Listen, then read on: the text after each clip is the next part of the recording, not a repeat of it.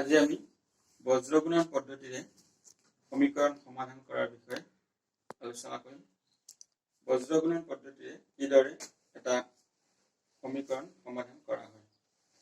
তোমালোকৰ কিতাপত অনুশীলনী 3.4 বজ্ৰগুণন পদ্ধতিৰে 3.4 নহয় 3.5 আছে। বজ্ৰগুণন বা তিৰ্যক গুণন বুলি কৈছে।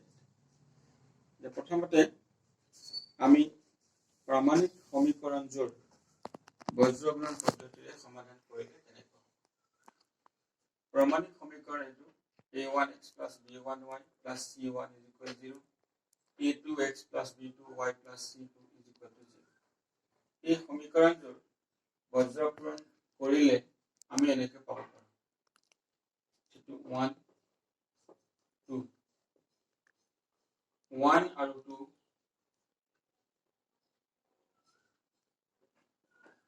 বজ্ৰ গুণন কৰিলে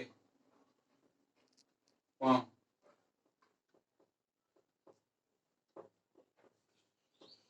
x divided by y divided by 1 divided by। এই সূত্ৰটো মনত ৰাখিবলৈ আমি এটা বুদ্ধি কৰিম। x y সহগবোৰ আমি ইয়াত লিখিম। x ৰ সহগ a1, y ৰ সহগ b1, c1,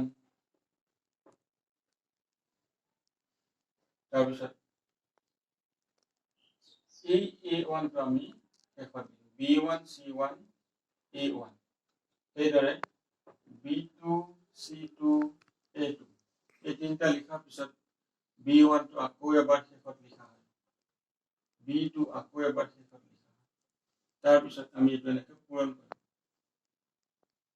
b1 c2 এই দুটাৰ পূৰণফল ইয়াত b1 c2 মাইনাছ d ওপৰলৈ পূৰণ কৰিম b2 c1। তাৰপিছত ইয়াৰ কাৰণে আমি এবাৰ এইটো পূৰণ কৰিম a2 c1 a2 মাইনাছ ওপৰলৈ পূৰণ কৰিলে মাইনাছ, তললৈ পূৰণ কৰিলে প্লাছ c2 a1। আকৌ 1 ৰ কাৰণে a1 b2 minus a2 b1। এইটো হ'ল সূত্ৰ, অৰ্থাৎ এযোৰ সৰল সমীকৰণ আমি বজ্ৰগুণন পদ্ধতিৰে সমাধান কৰিবলৈ এই ৰিলেশ্যনটোত বা সম্পৰ্কটোত a1 b1 c1 ৰ মানসমূহ বহুৱাই দিলে আমি সমাধান পাব পাৰোঁ। এই সূত্ৰটো মনত ৰাখিব লাগিব, আৰু সূত্ৰটো মনত ৰখাৰ বুদ্ধিটো হৈছে এইখিনিৰ পৰা আমি এই সূত্ৰটো উলিয়াই ল'ব পাৰোঁ। কোনো এটা অংক সমাধান কৰিবলৈ হ'লে আমি সূত্ৰটো লিখিব নালাগে, পোনে পোনে সহগবোৰৰ পূৰণফলটো আমি ইয়াত লিখিম। যেনে 1 নং প্ৰশ্নটো মই কৰিছোঁ অনুশীলনী 3.4।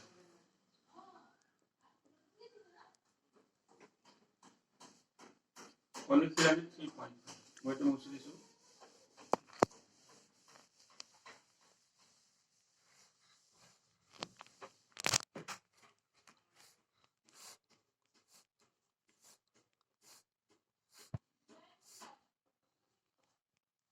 দুই নম্বৰ অংকটো কৰিছোঁ। 2 নম্বৰটো কৰি কিয় কৰিছোঁ, কাৰণ ইয়াত কৈছে যে যিবোৰ সমীকৰণযোৰৰ অদ্বিতীয় সমাধান আছে নে সমাধান নাই, নাইবা অসীম সংখ্যক সমাধান আছে।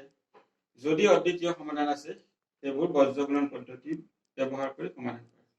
প্ৰথম সমীকৰণটোৰ অদ্বিতীয় সমাধান নাই আৰু সেইকাৰণে মই সেইটো সমীকৰণ এৰি দিছোঁ। 2 নম্বৰ সমীকৰণটোত অদ্বিতীয় সমাধান আছে, গতিকে সেই কথাটো আমি সমাধান কৰিম। সমীকৰণটো হ'ল 2x plus y is equal to 5, 3x plus 2y is equal to 8। প্ৰথমে আমি সমীকৰণ দুটা প্ৰমাণিক ৰূপত প্ৰকাশ কৰিম। 2x plus y minus 5, 3x plus 2y minus 8 equal to 0। এতিয়া ইয়াৰ সহগবোৰ আমি ইয়াত লিখিম। ইয়াৰ সহগ y ৰ সহগ প্ৰথমতে লিখিম y ৰ সহগ 1 1 ৰ সহগ -5 x ৰ সহগ 2 আকৌ 1 টো পিছফালে লিখিম তাত y ৰ সহগ 2 এটো -8 x ৰ সহগ 3 আকৌ 2 টো পিছফালে লিখিম এতেকে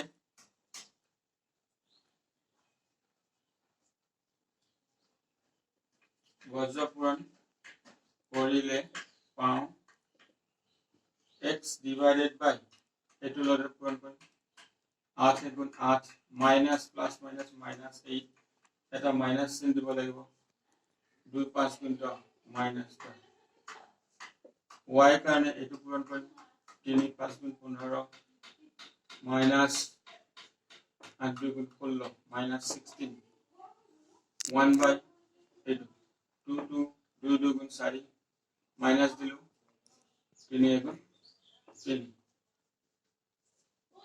এটো -8 minus minus plus 10 -15 plus 16 1 by 4 minus 3 1 10 পৰা 8 বিয়োগ কৰিলে 2 16 পৰা 15 বিয়োগ কৰিলে 1 1 by 1 এতিয়া এই অনুপাতটোত চলক নাই গতিকে ইয়াৰ লগত আমি দুইটা তুলনা কৰিম তুলনাটো এনেকৈ কৰিম x by 2 is equal to 1 by 1 এটো সমান এই দুটা এটো লগত এটো তুলনা এটো লগত এটো তুলনা এটো পূৰণ কৰিলে এনেকৈ x equal to 2 আকৌ y by 1 is equal to 1 by 1 এতিয়া এটো এনেকৈ পূৰণ কৰিলে y is equal to 1 এতেকে আমি সমাধান পালো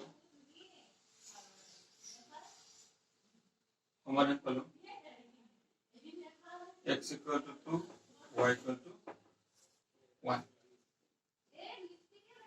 এইদৰে আমি এজোৰ সমাধান